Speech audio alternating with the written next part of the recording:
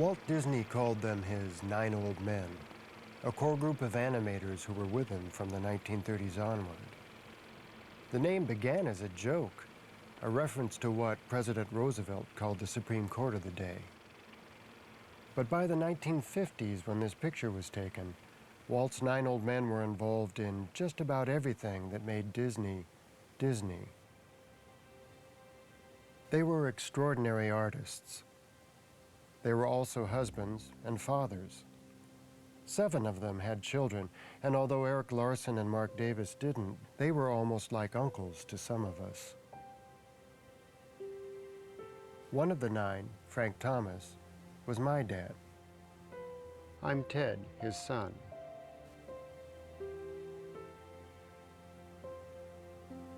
When people learn about the 7 families, it often leads to a question. What was it like growing up with our talented fathers? Well, there's no short answer to that for me. And even though I've known several of the other children most of my life, I'm not really sure how they would answer that. I'd have to ask them. So I did. The whole way this project kind of got started was the idea of, I keep being asked again and again when I do interviews about how charmed my childhood must have been, and wasn't it magical, I'm laughing because. Yeah. Oh, yes.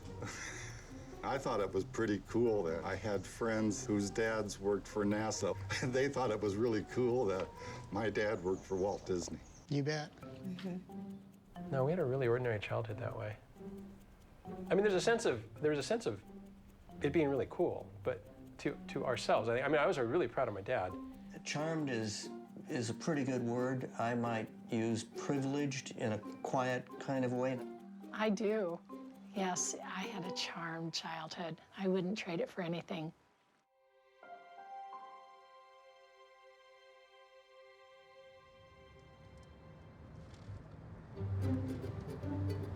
Ward Kimball was such an original. I don't know how he had enough hours in the day to do animation and his own art and restore and collect horseless carriages and restore 2 steam engines and have a small railroad, well, like 300 feet of track that he called the Grizzly Flats Railroad, and raise 3 kids, Kelly, John, and Chloe. Was it your family's house or was it Ward's house? Well, it was mostly Ward's house. well, let's put it this way. Ward thought of it as his house, and yet we as a family thought it was our house. Right, we thought of it. Especially in the early days, everything was treated as a family. This is my mom holding my little sister, Chloe. This is John. This is me. And this is Ward. Every family should have their own locomotive, don't you think? You're right. Well, when we grew up, we didn't think it was that unusual. One of the driving areas that always comes back to me is the dining room table. This is where everything happened. Mm-hmm. And it was like, sure, it would get used to eat from occasionally, but mostly it was covered with projects that we were all involved in. There were all these art projects and building projects and messy stuff and things all over the table and on the floor. And my dad would be there doing stuff. Occasionally my mother did too. This was the evening's entertainment. There was no TV. They used to have these art classes, and it wasn't just people at Disney. 1 or 2 people from Disney would come, but it would be artists who lived in the area. Would come over to your family's place? Come over to my family's place. I would sit down and draw stuff, but these were some that he did. That Ward did? That Ward did. This was a babysitter for us. They would just call somebody or get somebody to come over and pose. And this would be, this salon would be like once a week? Maybe when it first started, it was once a week and then maybe once a month. Sometimes there would be a jam session afterwards, kind of like a party. They just had a lot of fun. Even though he didn't consider this artwork at all, I think this is some of his best, work, is portrait work. So this was the environment that you grew up? Right. Yeah. This is the environment that we all grew up in.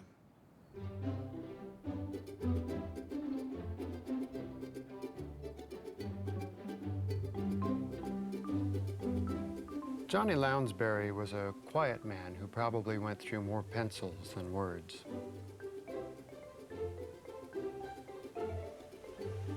The other thing I remember about him is that he moved his family out of the city. I never knew the Lounsbury kids, Ken, Andrea, and Jake. We got together at Ken's law office so I could find out more about their country upbringing. The last thing that anyone would ever accuse him of being is argumentative. It wasn't his nature. Yet I became a lawyer. Jake went to law school. Your husband went to law school. Not And my from- son is a lawyer. Yes, that's right. I know. Yeah, so where did all that come from? We couldn't I draw. hate to think. And Jake said it right. We couldn't draw. The valley at that point was orange groves and alfalfa fields. Dad drove 25 miles one way to get to the studio on surface streets. Wouldn't you say that moving out to Chatsworth was part of a plan to subject us to farm life? Oh, that's what I got. We didn't know anything different. Yeah, I was too young. I mean, the chickens, there I was was a there. purpose for the chickens, and we had a season of chickens, then there was going to be a butchering day. When we had a season for a couple of lambs, then that would also be something we would have to face up to. And he wasn't afraid to handle new projects. He would go to the auction and pick up a mare that he seemed to like and bring it home, and we had no idea she was in foal. One morning, what happened? Yep, dropped a little colt. We had to work hard to find friends, right? My best friend was a cat and a chicken. My chicken Blondie. we had Bantam chickens and other fowl. This was a waterer. You put a mason jar up here with water and Oh, it went here in the middle and Right. flow it out. And you would show your animals, get blue ribbons, and then take them to the auction and sort of compete for the top price for your steer. this is what I did. Oh my gosh, you did jumping? Dad was very, very accepting at one of the kids if they wanted to try something new.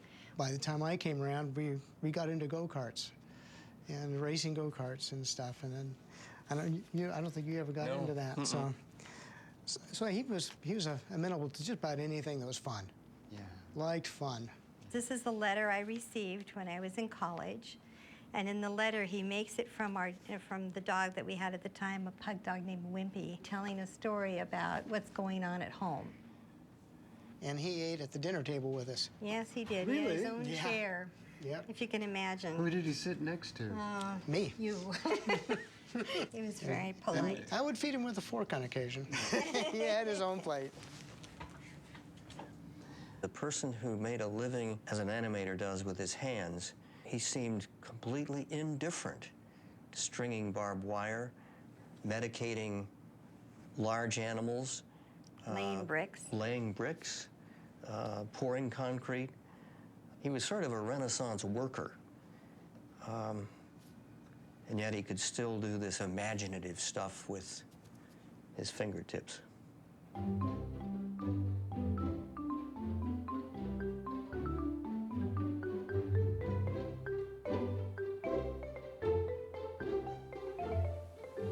Milt Call was a superb draftsman, a man of strong feelings and unvarnished opinions.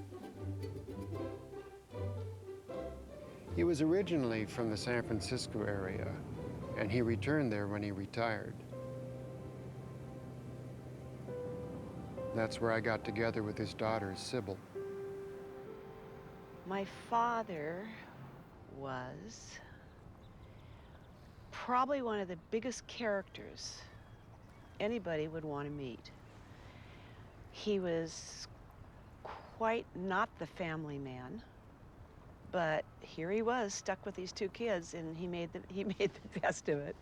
But he always had a wonderful time no matter what he did. And as we got older, he really, really got to be a good father and good friends to us. So, your dad lived here? Yes, he lived up in the middle from 1977, I guess, till he died in 1987. And that whole family album thing was done. Yes, the one that Disney did earlier.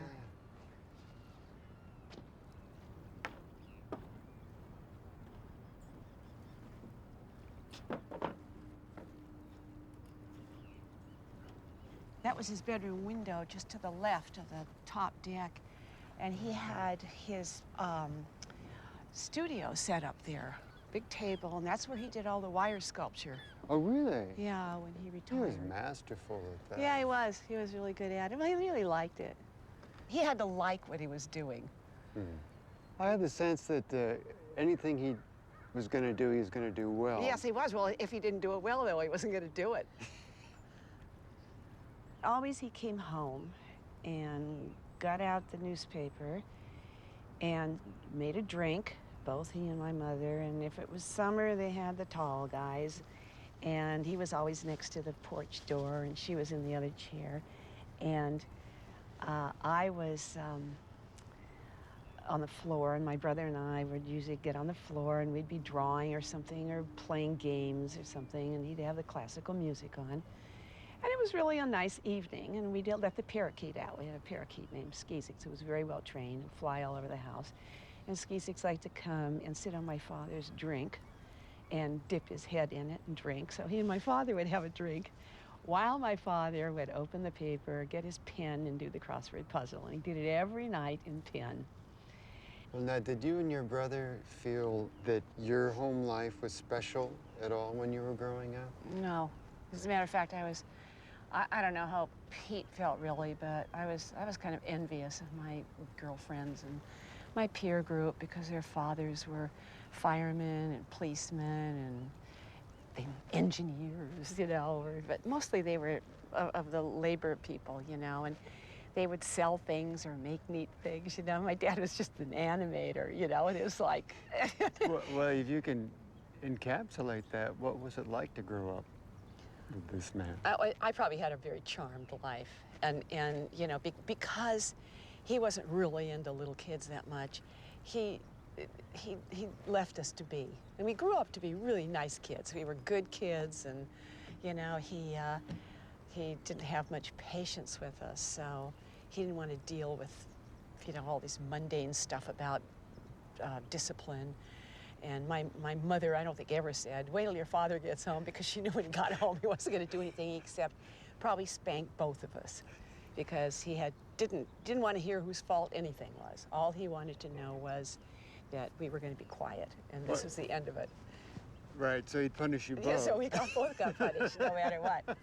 Well, I'm just wondering, obviously our fathers worked at Disney, and it was Disney Monday through Friday, but was there much Disney around your house? No, no. We did a Disney thing for birthdays. And my brother and I probably had the world's greatest birthdays that any kid could ever want.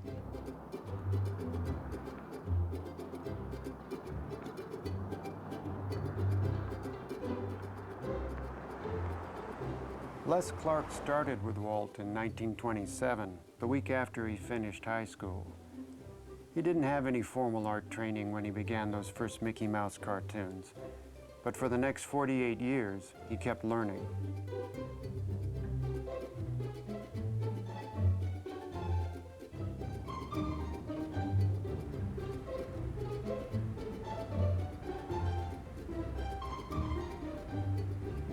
This time I headed to Arizona. Les's daughter Mary is an artist who paints the Southwest where she lives. We got together in Scottsdale at the gallery that shows her work. When I was about 5, I would give my dad a string every day as he was leaving for work. And I would say, Dad, catch me a horse on the lot. And he'd say, okay, Mary. And he'd bring me back a pack of Juicy Fruit gum. So that was my horse. But I had faith that somewhere on the lot there would be a horse loose. And he would be able to catch it. Running around the studio lot. Yeah, running around the studio lot, and he would be able to nab that horse for me and bring it home.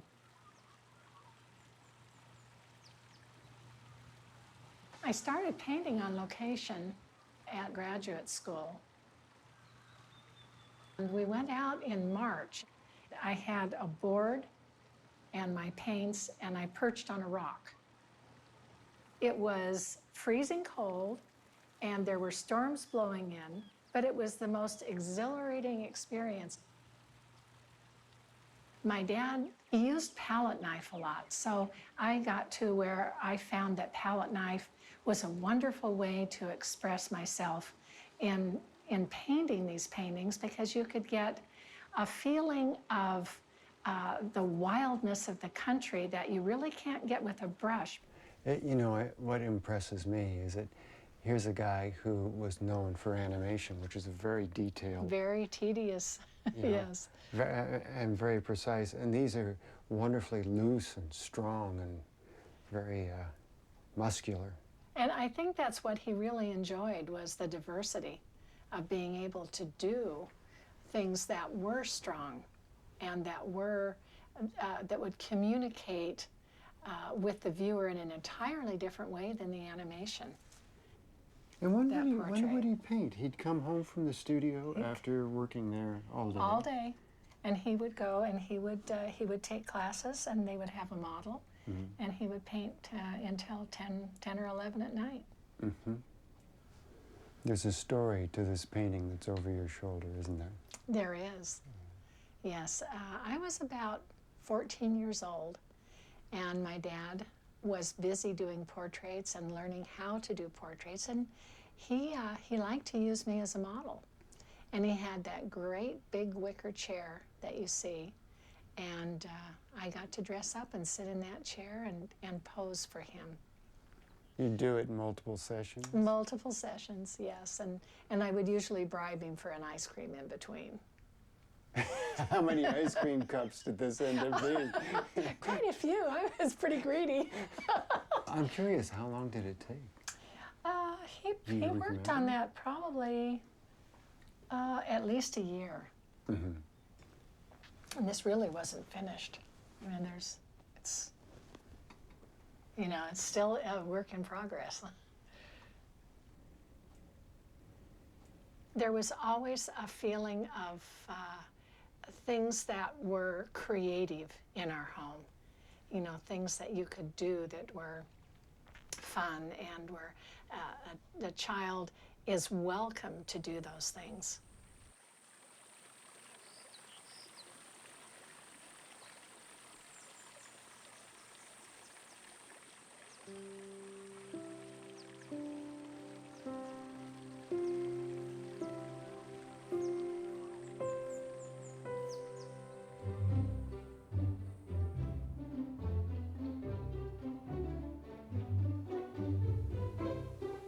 Wooly Reitherman was a master of dramatic action and comedy. My childhood memory of him is of a big man with an easygoing confidence. After World War II, he almost became an airline pilot, but a lunch with Walt convinced him to come back to the studio. A drive along the coast to Santa Barbara got me together with his sons Bruce, Bob, and Dick, and his granddaughter, Millie. Bob kind of is the keeper of Dad's art outside of the Disney environment especially. I'm kind of the keeper of the family memorabilia, and Dick is the keeper of the stories and deep memory, the deep institutional memory of the family. And the secret documents. Right. The genesis of the conspiracy theories. Tell me about this shot was taken at Ollie and Marie Johnston's, wasn't it? This is Bob, the guy with the pointed head there. And this is me, Mom, and Dad. Defend yourself, Bob. Come on. Some of us never got out of the whole Seven Dwarfs thing. Oh, boy. I wasn't there. Were one of you guys when he gave the guy the shirt off his back? Oh, yeah. You were there. I was there, yeah, at Alphonse's. The family was in there for a dinner one Sunday evening, I think. And there was a fellow, a couple of guys at a table next to ours who admired the shirt that Dad had on. And he was a perfect stranger. And they, you know, chit-chatted for maybe all of 30 seconds. And Dad was like, well, if you like it so much, let's go, I'll swap you right now. We went back in the bathroom and came out, you know, 30 seconds later, and they were wearing the opposite shirts. And the guy kind of didn't know what hit him, to be honest. He didn't quite know what to make of the whole thing. But that was not unlike my dad. He wasn't afraid to, he didn't filter himself a whole lot. And if he wanted to do something, he wouldn't let the idea that it was a little odd stop him from doing it. That was just not going to happen. You know, with Dad's early flying days with his brother Al, you know, it's not quite Wright brothers, but it's only 15, 20 years after. It's still early days. And they would build their own plane, literally sort of in the garage. And then they would fly this thing around, you know, with the goggles, and it was an open cockpit plane, and throwing water balloons at neighbors and, you know, his sister, his older sister who might be walking, you know, the dog on the sidewalk. They'd come in over the, you know, the mayor's house and make a steep left at the church and toss out a couple of water balloons as they went down Sierra Madre Avenue. And Did any of you pick up flying? Well, he let us, not officially. You mean a license? He started to fly without a license. But he taught us airplane safety. It's like being around a horse.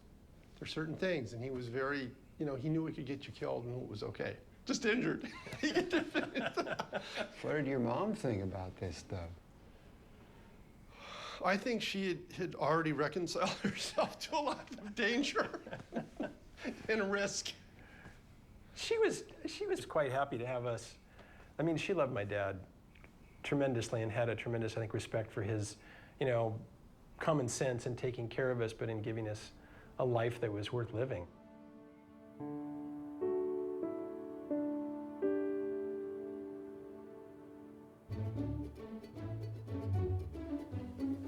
Frank Thomas was known for combining artistry and sincere acting.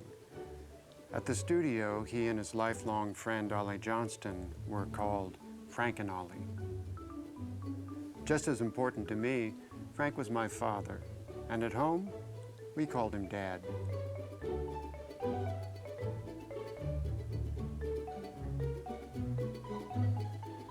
This is the house that my parents designed and built, and we grew up in. Being in it still says a lot about what my father was like. And so I got together with my older brother Greg for a kind of house tour.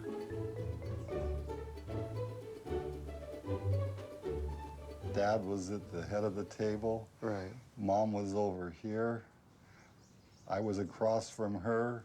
Ann was next to me, and you sat over here next to Mom. Right. Doug wasn't born yet. We had his chair. 11 years later. For a year before they built, he'd come out different times of day and see where the sun come up. So he knew how he wanted to set the house. 15 feet is too far from a fireplace to enjoy it. 12.5 feet to 13 feet is ideal. 14 feet from the chest of the sitter to the fire is too far. Which means he had to find fireplaces and sit certain distances from them. I'm sure he did. He was doing this at the same time that he was playing in the Firehouse 5. Right. He had 3 little kids. He was working on Peter Pan. And in the middle of it all, he got pneumonia. That's right. And so he put it in the baby book. I mean, he was gone from the studio probably 6 weeks, 8 weeks. When Frank had the house designed, this was going to be his studio. This is, right? I mean, it had north light, beautiful windows over there. It was the family room. He built the animation table, but... It was never a studio till we left home. Right. You remember this? This solar system. This is all that's left of it, you know. This was, for those of you at home, this, Frank did reading on astronomy, and he wanted to get a better sense of the scale of the solar system. So he built a solar system in our living room. And he knew down the road, deep within, that his boys would destroy it. and we did not. Or we might appreciate it. We appreciated destroying it. I've got something to show you. Oh my word. That's the rocket I built. Ted and I, with Ollie and Marie Johnston's boys, Ken and Rick, talked Dad into filming a rocket movie. The planets that had been here had a second life in the film when we were flying. We through filmed space. in the Johnston's garage, got it blacked out, and hung the planets down. Yeah. They were made out of styrofoam balls, I remember. The big ones, The like big ones, Neptune yes. and Saturn.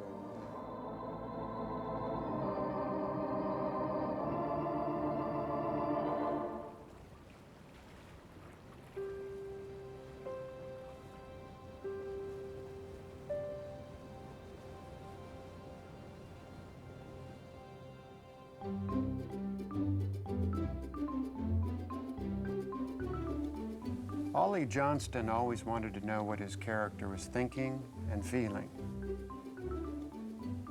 He was the other half of Frank and Ollie. He was also our neighbor. Living next door to each other, the Johnstons and Thomases were almost like an extended family. Their older son, Rick, and my brother are the same age, and their second son, Ken, and I were born 4 months apart. But they had the train, and we Thomases joked that we lived on the wrong side of the tracks. Dad, this is early on. Yeah, Rick back when he had braces. How come you're not wearing a tie? I have no idea. I'd be actually more likely to wear a tie right now than Rick would, so I don't think Rick would ever put a tie on I don't think I've ever seen Rick in a tie. Yeah. The first time I was ever in the car driving through the suburbs and looking at houses really close together, I said, well, where do they keep their train? It's kind of like all this stuff that I had that nobody else had, all just seemed, well, everybody does this, don't they? But this is the two of you, yeah? Yep, yep. So you're all saddled up even Yep. at that age. Well, I mean, you can see that these trains were, basically we were born into the trains. Oh, here's one of those train parties. Yep, yep. Another birthday party. Rick used to always kind of hang out with Dad running the train and helping him, and I used to climb up in trees and pretend like I was an Indian. He'd ambush people as the Yeah. train went by. Yeah, and fall out of the tree when Dad would shoot at me. We were probably a little more popular than we would have been just on our we own. both tell that same story. Yeah. You know, I mean, we would borrow the camera or the projector from your dad and show Disney movies. You know, so at our birthday party, you'd have the train and then a Disney movie. So it, you know, we were that right there creates quite a bit of popularity. Yeah, that was the hot ticket. Yeah. Was your home life what you'd call regular, irregular? Well, Dad was pretty structured. You know, I mean, when we would go out to eat, Dad would get out pull the car out to go to the restaurant about 25 minutes before we actually needed to leave. And then Rick and I would show up at the car about 5 to 10 minutes before we actually needed to leave. And Mom would show up right when we needed to leave. And Dad was usually irritated with her at that point because he considered leaving on time as late. We used to get illustrated bedtime stories. I think he would spend his lunch hour doing all these watercolors, and then at night he would tell us a story, usually one he made up, and he'd have a picture for each scene. The teacher went around and asked everybody what they wanted to be when they grew up. And she got to me and I said, I want to be a dog. And, you know, because I was thinking of 101 Dalmatians or, you know, all the different characters that we had, you know, been throughout the time Dad had done. And she goes, well, you know, I don't think you can be a dog, Ken. And I said, no, I've been a dog a number of times already, you know, because Dad would do those little chalk talks and he'd make up these little stories where Rick would be a rabbit and I'd be a squirrel or something. And I'd basically go to school the next day in character. There's a certain age where your parents are gods, and you know everything they say you accept without question. We pulled up to a stoplight, and the light turned green, and I said, "Dad, the light's green. Go, go!" And he says, "I always like to wait a second before." And just then, a lady coming towards us started to pull out, and somebody ran a red light and smashed into her. And she was okay. You know, there was no injuries or anything, but it was kind of like, here, let me illustrate my point. Right. I mean, with Dad, you always felt like you were a character in a story. Do you remember what your dad carried around in his pockets?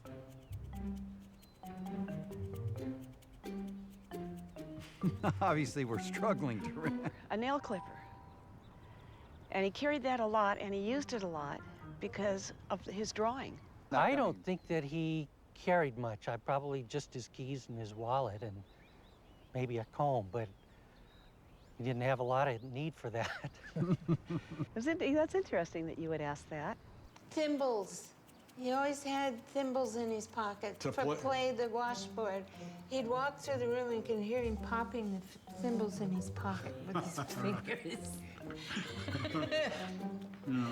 He always had a hanky. He always had a clean hanky in his pocket, which may seem like a small thing, but when you're kids that get messy or you get a bloody nose or something, that clean hanky came to the rescue a bunch. So it's that kind of a...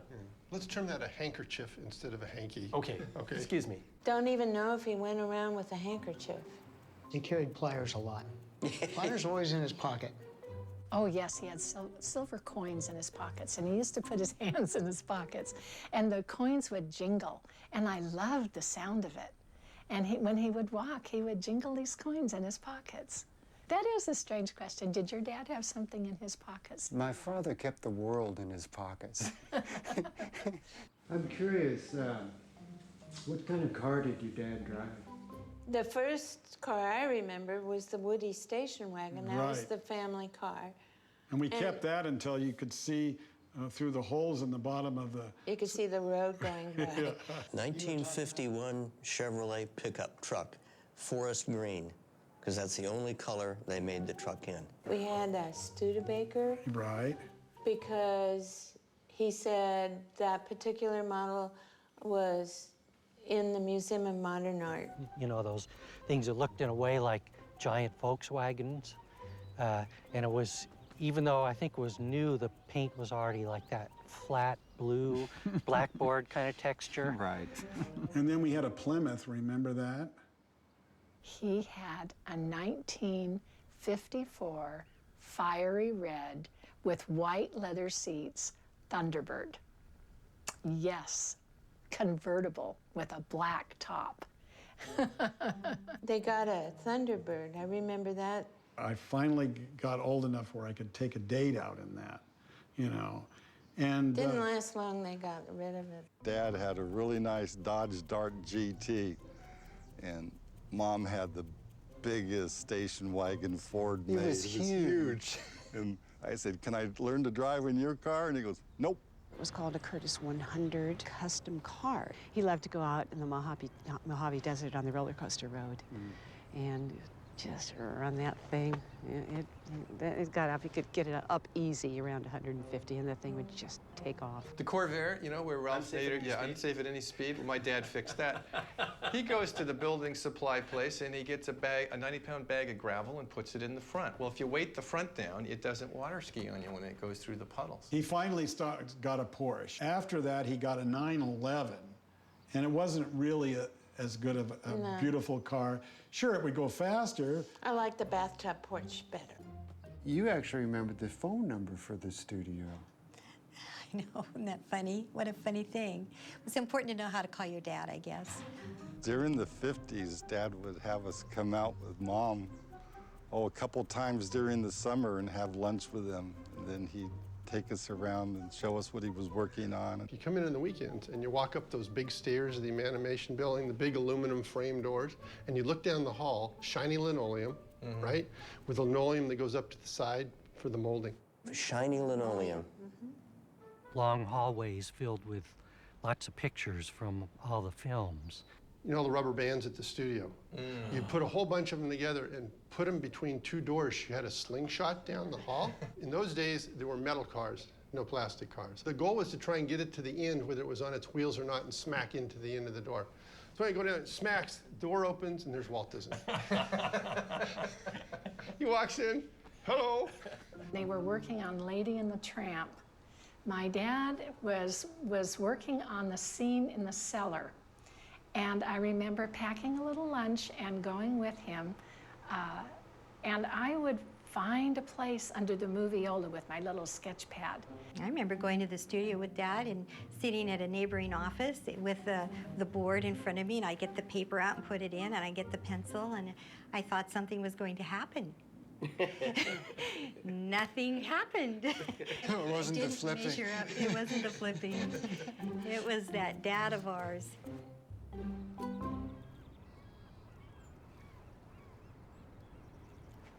So this has been here, well, since your dad lived here, right? Yeah. You've been through it? You know it's... No, I haven't seen it. May I? Yes. You may. I can't wait. There's probably nothing in it. Oh, there's something in it. Whoa. So this has been here... Oh my goodness, I think this is the Marc Chagall or... You're kidding. Yeah, You have I don't know. Chagall's in your garage. Yeah, well, you know, Right. he and Phyllis, his second wife, used to go over to England and France, and Dad would fish, and she'd run go off by and see. Prince. She'd run off and say hello to Picasso. No, seriously, she knew them all. Yeah, yeah. Oh, look at it. It says a Mickey for Nicky. Lots of love, Grandpa Milt. My son's been wanting to find these. That's Walt Disney's signature to my son, Eric. He will be totally thrilled to have found this. He hasn't seen them in like... Oh, 3 of them? No. Yeah, he- 3. Oh my gosh. No, he hasn't seen them forever. What fun. well- I'm gonna stick these in the car. Excellent. This painting is a painting of Georgia, and she was my second mother and an absolutely wonderful woman. I was privileged in my life to have 2 moms, and it is also a accumulation of everything that my dad worked for in his art. His earlier work had things that were a searching mechanism to find, you know, the true beauty of his subject. But in this painting, he brought it all together. To me, this painting has a soul. It's precious. Well, it's remarkable. It's why we make art. Yes. It really is. It truly is. One of the last dreams I had about my dad when he was so ill, before he passed away, was that I was in tears because he was leaving for good. I'd never see him again. And he says, "Don't worry, here, I have a gift for you." And I was amazed at the dream when I woke up, because what he gave me was a bunch of pencils and brushes and things. And it was like, that's not enough. I want you back. But I thought it was very symbolic.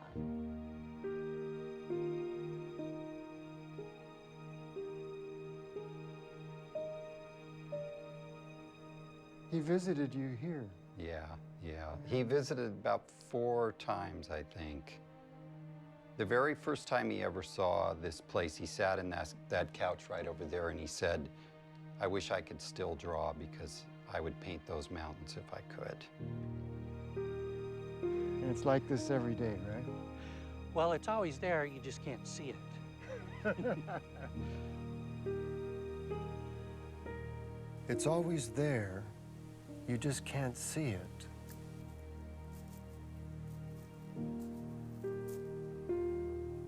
Rick was talking about the foggy Pacific Northwest. But maybe it was the warm sunshine of a beautiful day, or the way I was getting pulled back into my own memories.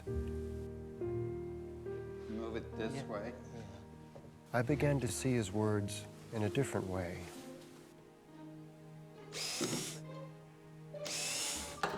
There we go. Oh, yeah. In a funny way, that view of forest and water became like the things our fathers give us or leave behind. Some tangible, some personal. They're always there. We just can't see them.